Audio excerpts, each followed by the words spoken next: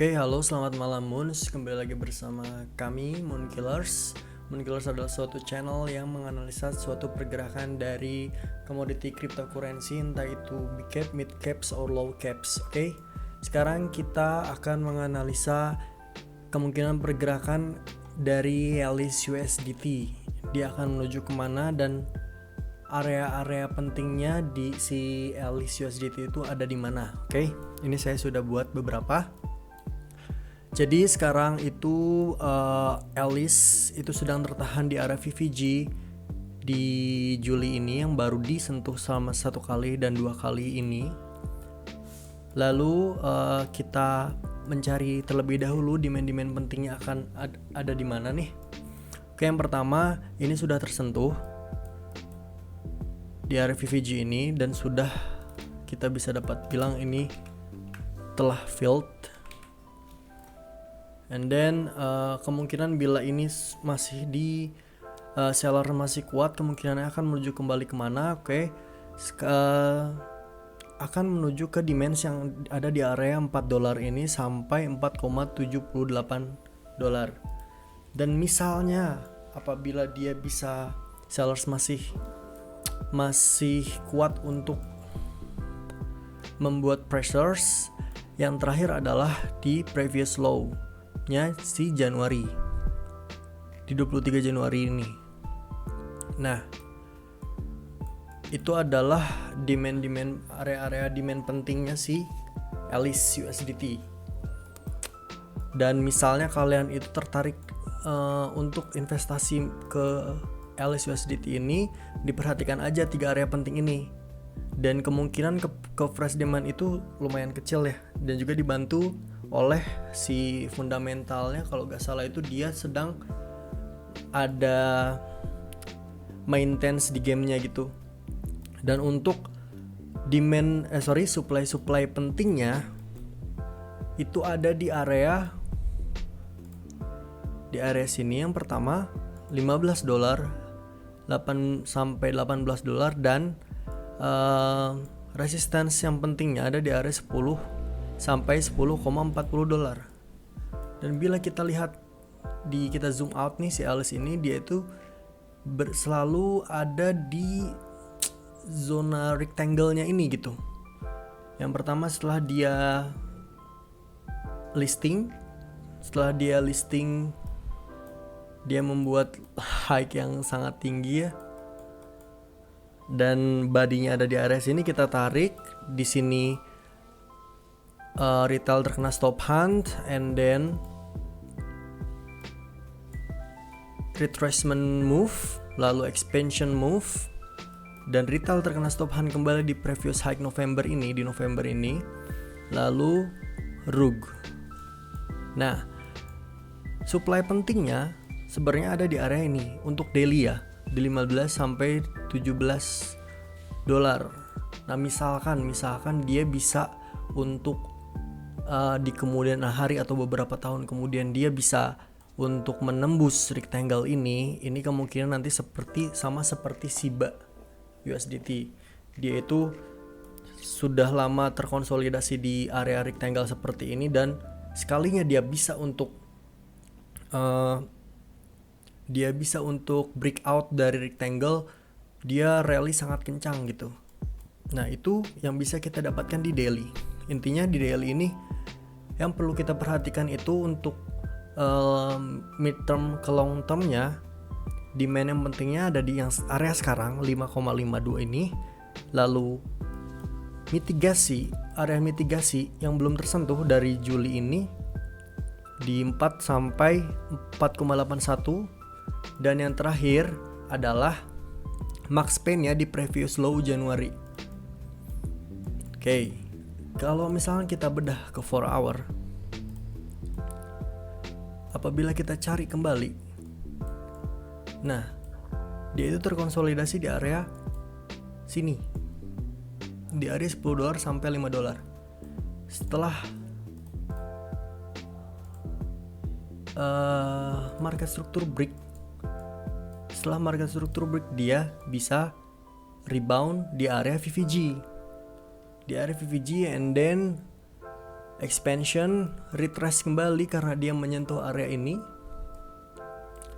Retracement, expansion. Dan di sini kenapa dia tidak menyentuh ini lagi, karena di sini ada supply. Nah, supply masih taking control gitu. Sampai sekarang pun apabila kita lihat itu si LS itu masih lemah ya. Jadi misalkan kita back ke lower time frame-nya kembali. Nah, masih belum ada pergerakan dari bull-nya gitu. Misal HH di sini di low time frame-nya HH, LL, HL, LL, HL, LL, HL, LL, lower low. Nah, misal lower low kita taruh di sini,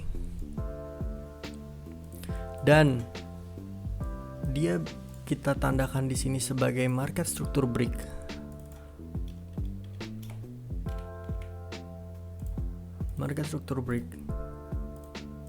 Nah, di lower time frame 1 hour ini market sudah break gitu ceritanya LL.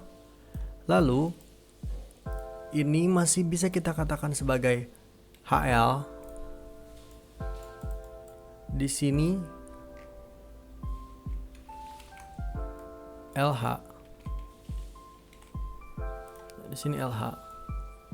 Nah, dia tinggal apakah dia bisa untuk membreak HL sebelumnya di lower time frame ya. Ingat di lower time frame.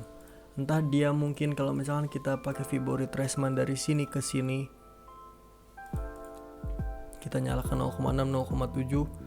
Nah, mungkin di area sini 0,5, 0,6, and then dia bisa seperti ini, lalu dia bisa break aja ya, kemungkinannya seperti ini untuk di short term pergerakannya.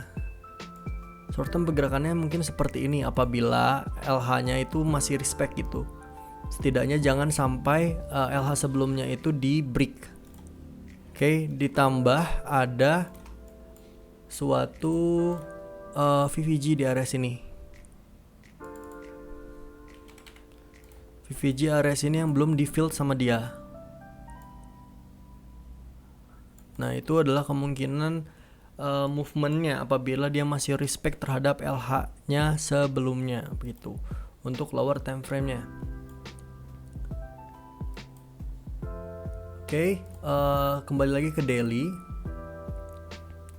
Dan untuk ke daily-nya juga terdapat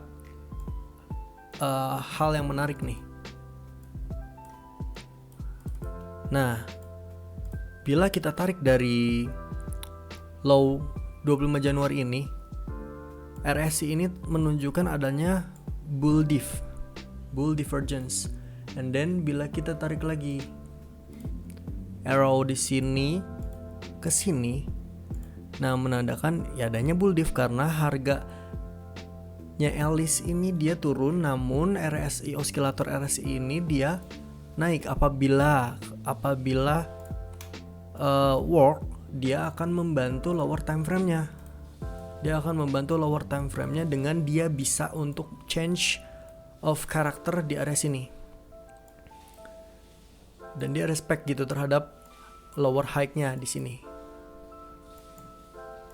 Lower high, HHL, lower high, dia bikin HH, respect lagi, HH gitu. Dan seperti ini. Dan untuk, nah ini kan pas nih, di sini juga ada VVG di sini. Nah, kemungkinan seperti ini. Atau juga mungkin seperti di sini. Setidaknya dia tidak break dari lower high sebelumnya. Nah, itu yang kemungkinan pergerakan lower time frame-nya. Misal kita coba, dia akan retrace di area sini. Di sini kita tarik untuk sebagai misalnya di sini adalah HH karena dia berhasil untuk menembus higher low yang ada di area sini, atau maksudnya menembus lebih tinggi daripada higher low yang ada di sini. Bisa seperti ini. Dan lower high nantinya ada di 0,5, 0,6 atau 0,7 kembali begitu. Dan dia bisa break dari VVG-nya karena VVG ini sudah di filled nantinya. Kemungkinan untuk pergerakannya seperti itu. Itu adalah plan bull-nya. Namun kalau misalkan ini tidak dapat berhasil, dia akan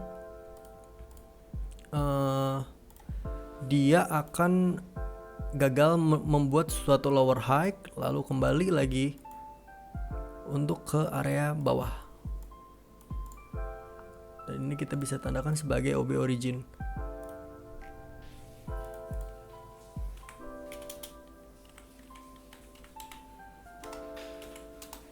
Oke, untuk lower time frame-nya seperti itu. Untuk daily-nya atau 4 hour-nya untuk higher time frame-nya, setidaknya kita harus memperhatikan area yang tadi yang saya sebutkan, demand-nya di area sini dan previous low Januari. Dan misalkan fresh demand ini kena, itu opportunity-nya lebih kecil. Dan untuk dia ingin mencoba untuk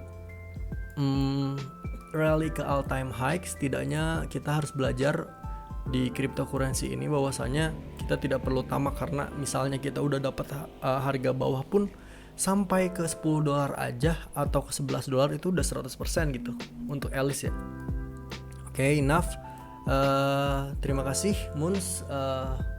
Semoga untuk Alice ini dan yang bertanya tentang Alice ini bisa membantu ya, bisa membantu area-area key level mana yang penting untuk si Alice, supply dan demand-nya, dan juga lower time frame-nya, pergerakannya akan menuju mana nantinya begitu. Oke, terima kasih. Sampai jumpa di konten selanjutnya.